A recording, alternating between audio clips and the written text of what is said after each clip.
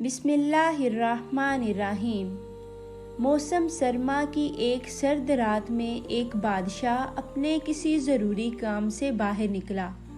اس نے ایک غلام کو دیکھا جو محل کے پہرے پر مامور تھا۔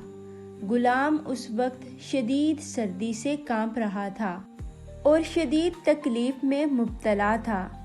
بادشاہ نے اس غلام کو کانپتے ہوئے دیکھا تو اس پر ترس آ گیا اور اس نے غلام سے کہا، تم گھبراؤ مت، میں ابھی تمہارے لیے کمبل بھیجتا ہوں جو تمہیں سردی سے محفوظ رکھے گا۔ بادشاہ یہ کہہ کر جب محل واپس لوٹا تو غلام کو کمبل بھیجنا بھول گیا۔ یہ بات بادشاہ کے ذہن سے نکل گئی کہ اس نے غلام کے ساتھ کوئی وعدہ کیا تھا۔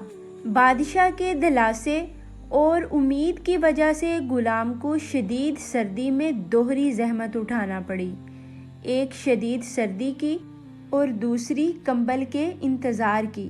اس انتظار کی وجہ سے غلام بیچارہ اپنی جان سے ہاتھ دھو بیٹھا۔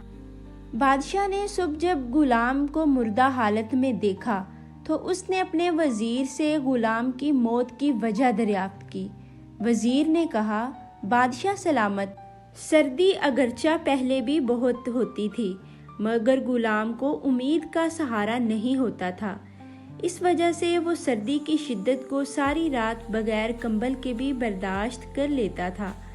رات کو آپ کی امید دلانے کے بعد غلام انتظار کی شدت میں سردی برداشت نہ کر سکا اور اپنی جان سے ہاتھ دھو بیٹھا۔ اس کہانی سے ہمیں یہ نصیحت حاصل ہوتی ہے کہ ہم اگر کسی کے دکھوں کا مداوع نہیں کر سکتے تو اسے دلاسا دے کر کسی امید میں مبتلا بھی نہیں کرنا چاہیے۔ کسی نے سچ کہا ہے کہ انتظار قتل سے بھی زیادہ سخت ہے۔